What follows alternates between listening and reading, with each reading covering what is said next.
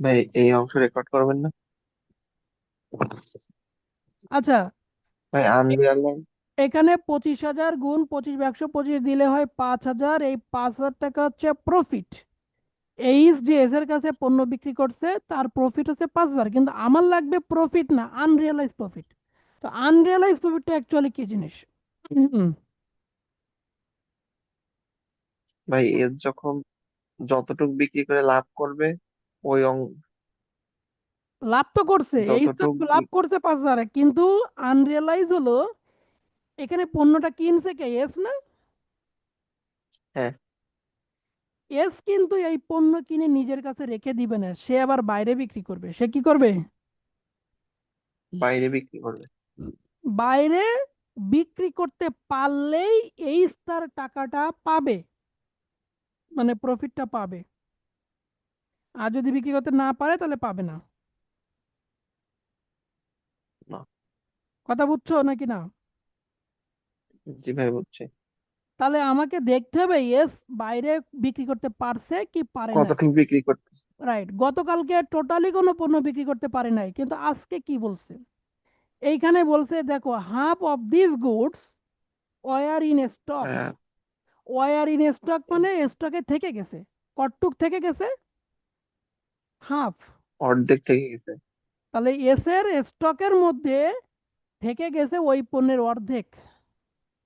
তার মানে যে অর্ধেক থেকে গেছে সেই অর্ধেকের টাকা তো এই আদায় করতে পারবে না, পারবে? না। তাহলে অর্ধেকটা হচ্ছে আনরিয়ালাইজ প্রফিট। তার মানে ওই যে 5,000 হয়েছিল, ওই 5,000-কে যদি আমি হাফ দ্বারা গুণ করি, মানে অর্ধেক করি, তাহলে সেটাই হচ্ছে আনরিয়ালাইজ প্রফিট, 2,500 টাকা। কত টাকা? 2,500। কারো কোনো সমস্যা? না ভাই। রাইট। যদি ওখানে হাফ না বলে শুধু বলতো যে পুরোটাই স্টকের মধ্যে রয়ে গেছে, ইনক্লুডেড আছে, তখন কি করতাম? তখন তাহলে 5,000 5,000 টাকায় টাকাই আনরিয়ালাইজ হতো। আনরিয়ালাইজ। 5,000 টাকাই তো বসতো, হাফ আর আসতো না। হ্যাঁ, রাইট। তাহলে কোনো সমস্যা নাকি না? না ভাই, কোনো সমস্যা নেই। আচ্ছা, এরপরে ওয়ার্কিং হচ্ছে এইট। ওয়ার্কিং এইটের নাম কি? ক্যালকুলেশন অফ পিএল অথবা PL account of PL S and account to Z. আমরা কি শিখেছিলাম, যে প্রফিট শোড বা শোন ইন ব্যালেন্স শিট প্রথমে লিখবো, তারপর রেভিনিউ প্রফিট আর যোগ করবো, আর আনরিলাইজ প্রফিটটা মাইনাস করবো, সর্বদা একই লেখা। তাহলে প্রফিট শোন জি। ইন ব্যালেন্স শিট মানে ব্যালেন্স শিটে ক টাকা ছিল? 1,00,000 টাকা ছিল। এই যে এইসের ঘরে 1,00,000 টাকা ছিল, এটা প্রফিট না? তাই পাশে আছে মানে প্রফিট। হ্যাঁ, কি ভাই? ওকে। তাহলে এই 1,00,000 টাকা বসাবো, সঙ্গে রেভিনিউ প্রফিটের যে অংশটা সেটা 22,500 টাকা, আর আনরিয়ালাইজ প্রফিট এই যে 2,500, এটা মাইনাস করব, আমার পিএল অ্যাকাউন্টটা পেয়ে গেলাম আমি, এর ব্যালেন্স শিট। ব্যালেন্স শিটটা একটু মনোযোগ দিতে হবে। আমি কি বলেছিলাম, যে এন্ট্রিগুলো প্রশ্নের ব্যালেন্স শিট থেকে ওয়ার্কিং এর মধ্যে চলে গেছে সেটা আর আসবে না, বাকিগুলো আসবে, তাই তো? এখন আমার কিন্তু এখানে সমন্বয় একটা এন্ট্রি বাকি আছে, বা এই দুটো এন্ট্রি বাকি আছে বলা যায়। তাহলে খেয়াল করে আমি এক এক করে পড়ি। প্রথমে শেয়ার ক্যাপিটাল, এখানে এই সেট টাকাটা যাবে শুধুমাত্র, তাই না? হ্যাঁ, 5,00,000 টাকা। 5,00,000 টাকা, তাহলে আমি দিই। এখান থেকে শেয়ার ক্যাপিটাল 5,00,000 টাকা ইসের করে আছে। জি ভাই, জি আছে। ভাই। ওকে। তারপরে আমরা দেখবো আর কি আছে। আর পরে আছে রিজার্ভ ফান্ড। কি আছে? রিজার্ভ ফান্ড 2,00,000 টাকা যাবে না এটা? যাবে। হ্যাঁ। এটা তো কোথাও যায় নাই। তাহলে এই হচ্ছে রিজার্ভ ফান্ড, এই সেট টাকা, এটা গেল 2,00,000 টাকা। জি এরপরে ভাই। কি আছে? খেয়াল করো, 8% ডিবেঞ্চার। কি শিখাইছিলাম? এই যে বাম পাশে এস এর ঘরে আছে, এই ডান পাশে যে 8% ডিবেঞ্চার আছে, এটা তো এইচ এর ঘরে আছে। তাহলে এই দুটো আমি কি করবো? আইসিটি করবো না? হ্যাঁ। জি ভাই। তাহলে এই দুটো যদি আইসিটি করি, তাহলে আইসিটি করলে আমি এখনই করে দিব, আমরা যেহেতু বুঝতে পেরেছি। তাহলে এইখানে লিখবো 8% ডিবেঞ্চার লেস আইসিটি কত টাকা? 40,000 টাকা, তাই তো? এই ডান দিকেরটাও একবারে জি। দেখালাম, এই যে লেস আইসিটি 40,000। 40,000 কেন বলছিলাম? ছোট টাকাটা, কোন টাকাটা? ছোট টাকা। ছোট টাকাটা। ছোট রাইট। টাকা। ঠিক আছে, এরপরে চলে যাই। এরপরে বলছিল যে সানডি ক্রেডিটর্স 74,000 আর 50,000, আর ডান দিকে দেখো সানডি ডেপ্টর ছিল 70,000 আর 40,000, এই দুটো যোগ করে আমি কি করবো, 2 নম্বর ওয়ার্কিং এর সমন্বয়ের এখানে যে ইনক্লুডেড ছিল সানডি ক্রেডিটরস এর মধ্যে 25,000, এই কারণে আমি সানডি ক্রেডিটর এবং ডেপ্টর দুই পাশ থেকে আইসিটি করে বাদ দেবো 25,000, তাই না? হুম। জি ভাই। ওকে, তাহলে আমি সানডি ক্রেডিটরস এইখানে লিখছি, সানডি ক্রেডিটর এত টাকা দুইজনেটা যোগ করে লেস আইসিটি করেছি না? জি ভাই। ডান দিকে সানডি ডেপ্টরস সেটাও এই সেম কাজই করেছি। এখন 25,000, কিন্তু এখানে কিন্তু আর ওই ছোট টাকাটা করি নাই, যে টাকাটা সমন্বয়তে বলে দিতে সেইটা। আর ছোট টাকা বলতে কখন, যখন শুধু একজন একজন করে থাকবে, এখানে তো দুইজনের টাকাই আছে, তাই না? জি ভাই। ওকে, বাম পাশে এই এন্ট্রিটা আছে লোন ফ্রম এইচ লিমিটেড, আর ডান দিকে loan due by S limited, এই যে 5,000 আর এখানে 3,000, তাহলে আইসিটি হবে কত টাকা? 3,000 3,000। টাকা। 3,000। আমি তোমাদের এটা দেখাই, 3,000 টাকাই দেখাই দিই। এইখানে দেখো লিখছি 3,000, জি ভাই। এখানে 3,000, তাহলে এখানে থাকে কত? 2,000। 2,000 থাকে। হ্যাঁ। জি ভাই। ওকে, আমি এইটা তোমাদের লিখে দেখালাম, কিন্তু এর কিছু কাজ আছে সেটা আমি পরে দেখাবো। এখন আসি বিলস পেবল। দেখো বিলস পেবল ছিল 10,000, ডান দিকে বিল রিসিভেবল ছিল 4,000, তাহলে আমি আইসিটি করবো কত টাকা? 4,000 টাকা। 4,000 টাকা আইসিটি করবো। এক্স্যাক্টলি, তাহলে আমি আইসিটি করে 4,000 টাকা বাদ দিব এইখানে দেখো। তাহলে এই যে বিল পেয়েবল, এই 4,000, 10,000 থেকে 4,000 বাদ, বিল রিসিভেবল 4,000 থেকে 4,000 বাদ। এখন আমি চাইলেও কি এখানে 4,000 টাকার বেশি বাদ দিতে পারবো? না, পারবো না।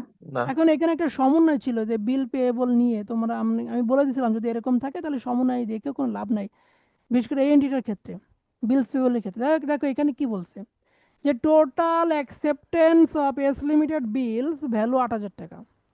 মানে এস এর তো মোট 10,000 টাকা বিল ছিল, এখানে ক টাকার বিল পেয়েবল ছিল? 10,000। 10,000 টাকা। বলছে এই 10,000 টাকার মধ্যে 8,000 টাকা were issued on favour of H limited, মানে এইচ পাবে 8,000। কত টাকা পাবে? 8,000 পাবে। 8,000 পাবো। এখন বলো, 8,000 যদি পাই তাহলে আইসিটি তো করার কথা ছিল 8,000-ই নাকি? হুম। জি ভাই। কিন্তু আমি যে 8,000 টাকা বাদ দিব, বাম পাশ থেকে ছিল 10,000, 8,000 বাদ দেওয়া যাচ্ছে, কিন্তু ডান পাশে বিল রিসিভেবল আছে তো 4,000, তাহলে আমি 8,000 বাদ দেবো কিভাবে? সুযোগ আছে? না, নেই। না। তাহলে 8,000 এখানে থাকার কথা ছিল, এখানে অ্যাকচুয়ালি বিল রিসিভেবল 8,000-ই থাকার কথা ছিল, কিন্তু 4,000 আছে। কেন আছে সেটা একটু দেখো। এখানে বলতেছে যে এই যে 8,000 টাকা এইচ পাবে, এরপরে বলতে who discounted half of them. Discount. এই এইচ ওই বিলের অর্ধেক ডিসকাউন্ট করে নিচ্ছে। বিল ডিসকাউন্ট জিনিসটা কি জানো তো? বলো তো ডিসকাউন্ট জিনিসটা কি? তার মানে ওই অর্ধেক টাকা দেওয়া লাগবে না। ভালো করে বলো, ডিসকাউন্টেড জিনিসটা কি? ডিসকাউন্টেড জিনিসটা এখানে বিল পাবে কে? এইচ পাবে না, বিল রিসিভ মানে কি এইচ এই বিলের টাকাটা পাবে, কিন্তু এইচ এর টাকাটা এখনই দরকার, টাকাটা এখনই দরকার। এখনই দরকার। তাহলে এই বিল তো পরিশোধের একটা নির্দিষ্ট মেয়াদ থাকে, যে আমি অমুক তারিখে পরিশোধ করবো, তমুক তারিখে পরিশোধ করবো, থাকে না এরকম? জি। কিন্তু এইচ এর টাকাটা আজকেই দরকার, তাহলে এইচ কি করবে? এইচ ব্যাংকে যাবে। কোথায় যাবে? ব্যাংকে যাবে। ব্যাংকে যাবে। ব্যাংকে যায় বলবে কি, আমার এই একটা বিল রিসিভেবল আছে 8,000 টাকা, আমি অমুকের কাছে পাবো, এখন আমার ইমার্জেন্সি টাকা লাগবে, আমার অর্ধেক টাকা আমাকে দেন। ব্যাংক কি করে জানো? ব্যাংক এই বিলটা বন্ধক রেখে কিছু টাকা বাট্টাকরণ করে দেয়, মানে 4,000 টাকায় ব্যাংক তাকে দেবে না, ব্যাংক তাকে হয়তো বা 3,800 টাকা দেবে বা 3,500 টাকা দেবে। কয় টাকা দেবে ব্যাংক? বলো কত দেবে? কিছু টাকা কম দেবে। কিছু টাকা কম দেবে, কারণ জি আমি ভাই। 3 মাস পরে টাকা পাবো, সেই টাকাটা এখনই নিতে গেলে আমার তো কিছু লস করা লাগবে, লাগবে না? হ্যাঁ। তাহলে আমি ব্যাংকের কাছ থেকে 3,500 টাকা নিয়ে বিলটা ব্যাংকের কাছে দিয়ে আসলাম। এইবার বলো, ওই যে 4,000 টাকা, ওই 4,000 টাকা বিল এস এর কাছে পাবে কে? ব্যাংক পাবে না? হ্যাঁ, ব্যাংক পাবে। আর এইচ তো 8,000 পেতো, কিন্তু এস কি আর বলবে যে আমি তোমার কাছে 8,000 পাবো? এস তো বলবে আমি তোমার কাছে 4,000 পাবো। কত পাবো? 4,000 পাবে। কথা কি বুঝছো নাকি না? ভাই মাঝখানে কি হলো এটা একটু বুঝিনি, আবার হবে। আরে এইচ তো 8,000 টাকার বিল পাইতো এস মানে এর কাছে, পাইতো না? হ্যাঁ, হ্যাঁ। সে ব্যাংকের কাছে নিয়ে অর্ধেক বিল ভাঙাই নিয়ে চলে গেছে ব্যাংকের কাছ থেকে। জি ভাই। ব্যাংকে যে বলছে যে আমি অমুকের কাছে 8,000 টাকা পাবো, আমার ইমার্জেন্সি 4,000 টাকা লাগবে, আমার অর্ধেকটা বিল ভাঙাই দেন। তাহলে ব্যাংক বলেছে তুমি তো 4,000 টাকা তো ভাঙাতে যাচ্ছ, কিন্তু তুমি তো এখন নিলে তুমি আর 4,000 পাবা না, তাহলে তুমি এখন 3,500 টাকা নাও। 3500 পাবে। কেন? কারণ ওই বিলটা যখন ব্যাংক ওই এস এর কাছ থেকে আদায় করবে তখন 4,000 টাকা আদায় করবে। আর আজকে ব্যাংক এইচ কে দিছে কত? 3500, তাহলে ওই 500 টাকা হচ্ছে ব্যাংকের লাভ। 3500 টাকা। হ্যাঁ। এই যে বিলটা এইচ ব্যাংক থেকে ভাঙালো, এটা হলো বিল ডিসকাউন্টেড। এটা কি? বিল ডিসকাউন্ট। এখন ব্যাংক কিন্তু 4,000 টাকা এস এর কাছে পাবে। কার কাছে পাবে? এসকের কাছে পাবে। রাইট। তাহলে এইচ কত পাবে? এই চার্জ 4,000 পাবে। এইচ বাকি 4,000 পাবে। তাহলে যেটা হুম। এইচ এস এর কাছে পাবে ওইটাই আন্তঃদায় আর ওইটাই আইসিটি হয়। তাহলে আইসিটি হতে হলে দুইজন দুইজনের কাছে পাওয়ার দেনা পাওনা থাকতে হবে, আন্তঃদায়ী হতে হবে, একজন আর একজনের কাছে পাবে। তাহলে একজন আর একজনের কাছে এখানে পাবে কত? 4,000 টাকা। 8,000 টাকা পাবে না। কথা কি 4,000। clear? জি এই ভাই। জন্য এইচ তার বিল রিসিভেবলে কত দেখাইছে?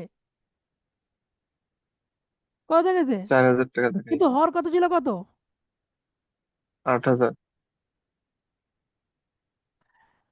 এটাই হচ্ছে কথা। যাই হোক, এরপরে আসো। আর কি চেঞ্জ ছিল? প্রফিট এতে চলে গেছে, চলে গেছে না? হ্যাঁ। এরপরে আমি অ্যাসেট দিকে যাব। অ্যাসেট দিকে গেলে প্রথমে প্লান্ট অ্যান্ড মেশিনারি 4 লাখ আর 1,00,000 5,00,000 টাকা সরাসরি বসবে। আর স্টকটা ইনার কলামে বসে আনরিয়ালাইজ প্রফিটটা মাইনাস হবে, তাই না? জি ভাই।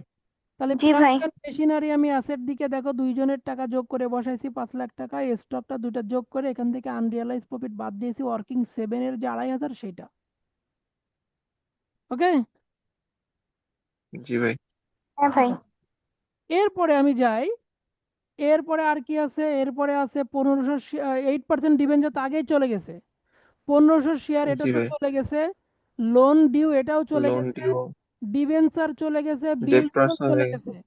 এই দেখো এখানে অ্যাডভার্টাইজমেন্ট ক্যারিড ওভারটা যায়নি আর ক্যাশ অ্যাট ব্যাংক যায়নি, প্রফিট অ্যান্ড লস অ্যাকাউন্ট চলে গেছে, তাই না? জি ভাই। তাহলে ওই দুটো তার অ্যাডভার্টাইজমেন্ট মতো বসে ক্যারিজ যাবে। ওভার আর ক্যাশ অ্যাট ব্যাংক দুটো অ্যাসেট দিকে বসবে। তাহলে এই দেখো অ্যাসেট দিকে অ্যাডভার্টাইজমেন্ট ক্যারিড ওভার আর ক্যাশ অ্যাট ব্যাংক দুটোই বসাই দিলাম আমি। ঠিক আছে? জি ভাই। এখন আমার কিছু সমন্বয় ছিল। একটা সমন্বয়। কি ছিল? একটা সমন্বয় সমন্বয়। ছিল। একটা সমন্বয়। একটা সমন্বয় কি ছিল সেটা দেখতে হবে। সেই সমন্বয়টা হচ্ছে সি নাম্বার আছে। কোথায় আছে? C C. নাম্বারে আছে। সি নাম্বারে একটা কথা আছে, সেটা লাইনটা একবারে আমি রিডিং পড়বো, সবাই একটু খেয়াল করো। এ চেক ফর টাকা 2,000 sent to H limited by S limited. কি বলছে বলো? একটা চেক 2,000 টাকা যার ভ্যালু এইচ এর কাছে পাঠানো হয়েছে। কার কাছে পাঠানো হয়েছে? এইচ এর কাছে এইচ পাঠানো এর কাছে। হচ্ছে। বাই এস লিমিটেড মানে কে পাঠাইছে? এস। এস পাঠাইছে। মানে এস এইচ কে দিছে 2,000 টাকাটা চেক। ক্লিয়ার? হ্যাঁ। কেন দিছে? ইন ওই যে respect of loan. In respect of loan, loan পরিশোধ করার জন্য। কি পরিশোধ করার জন্য? লোন পরিশোধ করার জন্য। তার মানে নিশ্চিতভাবে এস এর বুঝলো। কাছে এইচ লোনের টাকা পেত। এস এর কাছে এইচ লোনের জি টাকা ভাই, পেত, পেতো। তাই না? হ্যাঁ। হ্যাঁ। সেই টাকাটা পরিশোধ করার জন্য এস এইচ কে একটা কি দিছে? চেক চেক দিছে। দিছে। রাইট। এরপরে বলছে যে was not receive by H limited until 5th January 2014। 2014 সালের জানুয়ারির 5 তারিখের আগে ওই চেকটা এইচ হাতে পাবে না। মানে এস এইচ এর কাছে পাঠাইছে, কিন্তু এইচ সেটা হাতে পাবে কবে? জানুয়ারির 5 তারিখে। মানে আমি তো অঙ্ক করতেছি ডিসেম্বর 31 তারিখে, মানে আরো 5 দিন পর পাবে, তাই তো? হ্যাঁ, হ্যাঁ, বিষয়টা হচ্ছে এরকম, বিষয়টা তাহলে এই চেকটা আছে কোথায় সেটাকে বলো, তারপর উদাহরণ দিই। চেকটা আছে কোথায়? এস তো বলতেছে আমি পাঠাই দিছি, আর এইচ বলতেছে হুম, যে আমি হাতে পাবো 5 তারিখে, তাহলে এই চেকটা এখন আছে কোন জায়গায়? বিষয়টা এরকম। কুরিয়ারে। মনে করো, মনে করো মুক্তা এখান থেকে ঢাকা যাবে মামার বাড়ি, খুলনা থেকে ঢাকা যাবে, ঠিক আছে? জি ভাই। এখন মুক্তার বাবা মুক্তাকে মনে করো যে এখান থেকে টুঙ্গিপাড়া এক্সপ্রেস আছে, সেটাই তুলে দিল, ঠিক আছে? টুঙ্গিপাড়া জি ভাই। এক্সপ্রেস তুলে জি দিয়ে ভাই। ওর মামাকে ফোন দিছে, দিয়ে বলছে মুক্তাকে কিন্তু পাঠাই দিছি, ঠিক আছে? ওর জি মামা ভাই। বলতেছে হ্যাঁ। পাঠাইছেন তো, তো আমি তো এখনো মুক্তাকে হাতে পাইনি, তাহলে মুক্তা এখন কই? ইন ট্রানজিট আছে। ইন ট্রানজিট মানে রাস্তায় আছে, পরিবহনে আছে। কোথায় আছে? পরিবহনে। তাহলে মুক্তা এখন পরিবহনাধীন, ঠিক আছে? মুক্তাকে ওই পরিবহনে করে ঢাকায় নামাই দেওয়া হবে, তাই তো? ঠিক একইভাবে এস বলতেছে চেকটা তো আমি পাঠাইছি, এইচ বলছে চেকটা আমি পাবো জানুয়ারির 5 তারিখে, আমি এখনো পাই নাই, তাহলে এই চেকটা আছে কোন জায়গায়? ওই ইন ট্রানজিটে আছে, মানে পরিবহনাধীন আছে। কোথায় আছে? ইন ট্রানজিট বা পরিবহন দিন। ক্লিয়ার? জি ভাই।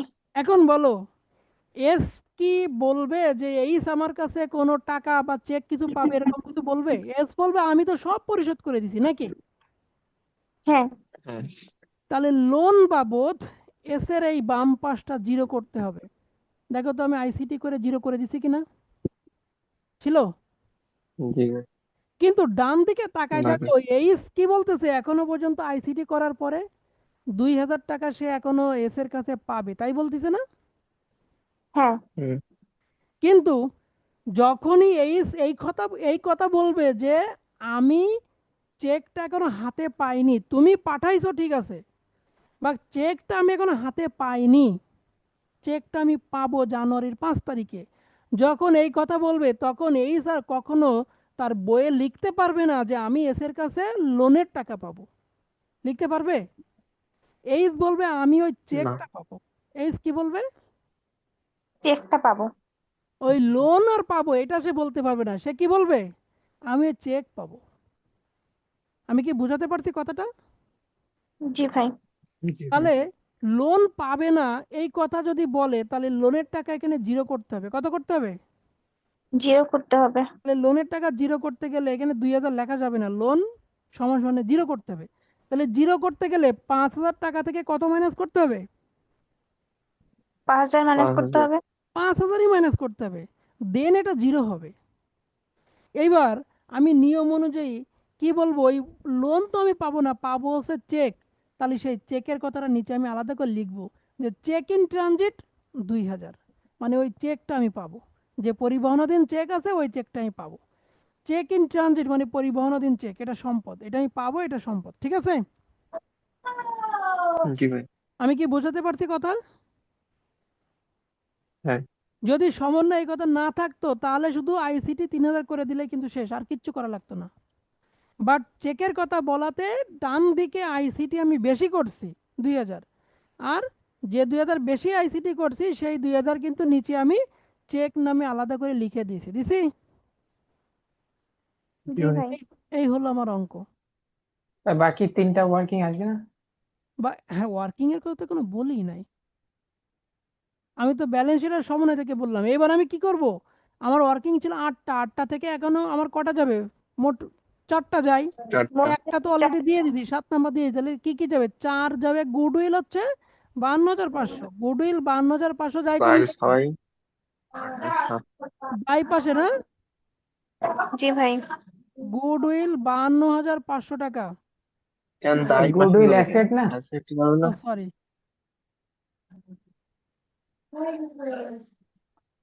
গুডউইল 52,500 টাকা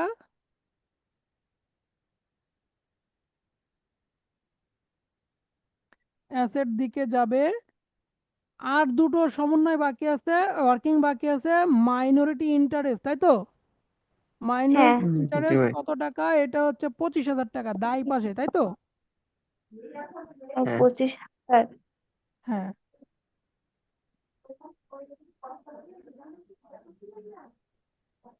25,000। আর হচ্ছে পিএল আর অ্যাকাউন্ট। পিএল অ্যাকাউন্টটা বেস লিমিটেড, পিএল অ্যাকাউন্টটা বেস লিমিটেড, এটা বসবে দায় পাশে 1,20,000 টাকা। 1,20,000 টাকা। আচ্ছা, উপরেরটা ওয়ার্কিং কত ছিল? ডাব্লু এটা হচ্ছে হয় 7। 6, 6 স্যার। আর এটা ডাব্লু 8। 8, আর এই বাম পাশেরটা ডাব্লু 4। এবার দুই পাশ মিলে যাবে, বুঝছেন নাকি না? হ্যাঁ ভাই বুঝছি। এই জি ভাই। মিলাটা নিজে যোগ করে নিতে পারবেন? হ্যাঁ ভাই হ্যাঁ পারবো। ভাই, তাহলে স্ক্রিনশট দেন। স্ক্রিনশটটা দিয়ে দেন। হ্যাঁ নিয়েছি ভাই এই অংশ।